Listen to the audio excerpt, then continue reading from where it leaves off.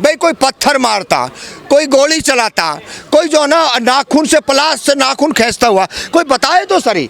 भाई झंडा खींचता हुआ, और वो भी हरे रंग का झंडा खींचता हुआ, ग्रिल वहाँ पूरी ग्रिल गिर रही है तो पूरी दुनिया देख रही है, हम लोग भी देख रहे हैं। तो जब एविडेंस हैं तो फिर उनको पकड़ करके ने, और जो आरोपी है उसको हीरो बनाने का काम ना करें।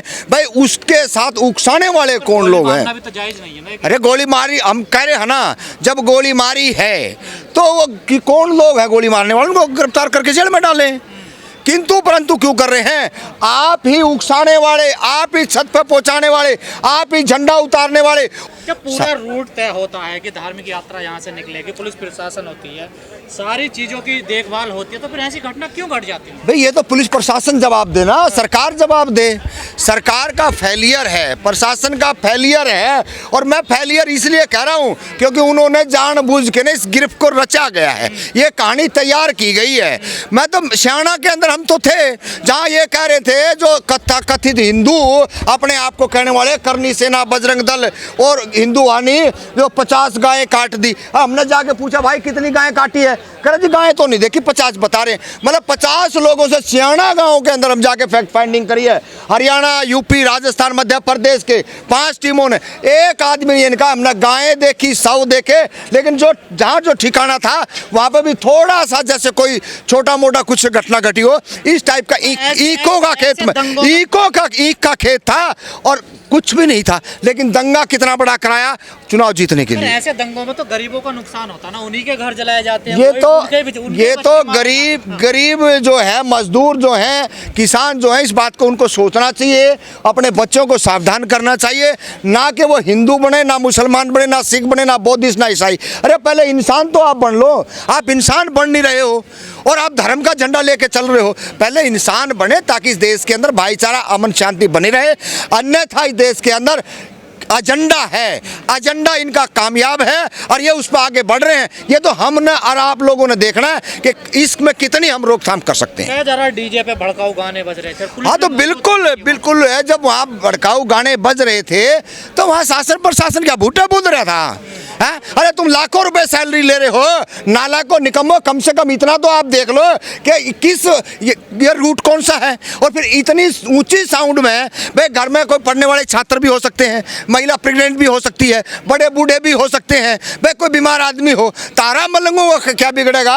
अगर नुकसान होगा तो वहाँ जो बस्ती है, मोहल्ला है, उसमें होगा, उनका लोगों का होगा। तो आपने ये जो खुला जो सांड छोड़ रखे हैं, हर धार्मिक यात्रा में ऐसा ही होने लगा। देखिए हर धार्मिक यात्रा में नहीं, किसी की धार्मिक यात्रा में नहीं है। सिखों का देख लियो, बौद्धिस्टों का देख लियो, जैनों का देख लियो, मुसलमानों का देख लियो, कोई तलवारें लेके नहीं लहराता है, कोई उकसाने वाले नारे नहीं लगाता है। ये सारे के सारे कुछ मस्टंडे हैं जो कथाकथ बीजेपी और आरएसएस करनी सेना के हैं। ये ऐसा प्रोग्राम करते हैं क्योंकि इन्होंने तकड़े जो युवा है ना, उनको अपने आप में नजदीक से लगा रखा है।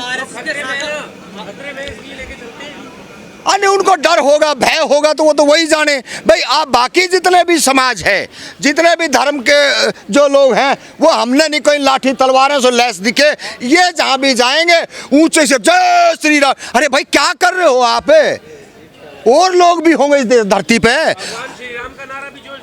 अरे भाई ले हमारे तो बाप दादा राम राम करके हल जोड़ा करते, खेत में जाया करते, तारा ही हो जय श्री राम नारा आ गया जो उकसाते हो और वो किसी को जो ना मोम लिंचिंग कर देते हो। ये तो आप जैसे पत्रकारों की बदौलत हो रहा है। ये आज देश के अंदर जो दंगे फैलने का काम हो रहा है, अगर सही रिपोर्टें पत्रकारों ने दी होती शायद आज इतनी दूर तक ये बातें नहीं जाते। पत्थर मारने का इनका पुराना इतिहास है। पत्थर मारना क्या कर रहा था? मैं तो आपके बार बार कह रहा हूँ, अरे कोई पत्थर मारता हुआ दिखा तो दो। लाठी, तलवारें, कुल्हाड़ियाँ, गंडासी, जेड़ी लेकर रोडों पर दिख रहे हैं। आप पत्थर मारता हुआ ले आओ ना ढूंढ के ने। किसी के ऊपर आरोप लगाना आसान है, लेकिन उसकी फैक्ट फाइंडिंग करना जान जोखिम है। एक पत्रकार था, आज मैं सुबह ही देख रहा था, वहाँ पे जो पूरा कवर उसने किया है, वो आज अस्पताल में हाथ टूट रहा, प्लास्टर करवाए बैठे, कह रहा मेरी तो जान यूं बच गई कि मेरे हाथ में कलावा था। अगर मैं हिंदू ना होता तो आज मेरे को वो लोग मार देते। बार बार मेरी आईडी है और मैं आप लोगों को भी कहना चाहता हूँ, ये सर्टिफिकेट लेके चाहे नकली और चाहे असली घूम लियो, ऐसे मोम लिंचिंग के मामले में मारे तुम भी जाओगे। तो भीड़ का कोई रंग थोड़ा ही होता, कोई रूप अच्छा, हाँ। आपको पीएचडी करवा रखी है क्या इस बात की कि आप पूछोगे कि आप हिंदू हो कि मुसलमान? अरे आप पत्रकार हो, अगर मैं गलत भी कर रहा हूं तो आपकी जवाबदेही है कि सही रिपोर्ट शासन प्रशासन और जनता को दे। अगर आप चाटुकार हो, आप दलाल हो, आप अगर दलाल हो तो आप ऐसी चीजें नहीं करोगे, क्योंकि आप सरकार से दलाली लेके उसको छुपाने का काम करोगे। तो फिर कैसे रोक लगेगी इन चीजों पर? कोई है रास्ता आपके पास? हाँ बिल्कुल रास्ता है। क्या है? जो लोग सामाजिक न्याय के लोग हैं वो लगातार रोड पे आ रहे हैं, और हर जितना भी कोशिश होगा, जो बच्चे आज जो करनी सेना बजरंग दल में और जो इन दलों में जा रहे हैं उनको रोकने का प्रयास करेंगे, समझाने का प्रयास करें, स्कूल कॉलेजों की तरफ भेजेंगे ताकि इस देश के अंदर अमन शांति भाईचारा बना रहे। सर, धर्म के नाम पर देश में कब तक हिंसा होती रहेगी? कब तक लोग मारे जाते रहेंगे? कब तक संपत्तियां नष्ट होती रहेंगी? देखिए, ये सिलसिला 90 के दौरान शुरू हुआ था। अगर सही मायने में देखा जाए, जहाँ गोधरा कांड हुआ, जब मंडल और कमंडल की राजनीतिक शुरू की गई, बाबरी मस्जिद को ढाया गया, इस देश के अंदर एक विशेष मानसिकता के कुछ लोग हैं जो इस देश के अंदर भाई से भाई को लड़ाने का काम करते हैं। वो कोई भी समय हो, चाहे वो बाबरी मस्जिद से आप शुरुआत होती है, गोधरा कांड से लेकर के तमाम हर जगह आप देख लियो, जहाँ जहाँ ये धर्म की और राजनीतिक में आगे बढ़ने का जो प्रयास करते हैं, इनका एक ही रहता है कि किसी न किसी तरीके से धर्म अगर इनका कामयाब नहीं होता तो जातियों को लेकर खाते हैं, और जातियों से भी अगर इनका पेटा नहीं भरता तो ये वर्गीकरण के अंदर आकर के लोगों को लड़ाने का काम करते हैं। तो क्या पुलिस प्रशासन की मौजूदगी में भी ऐसे किसी के घर पे चढ़कर उसका झंडा उतारा जा सकता है?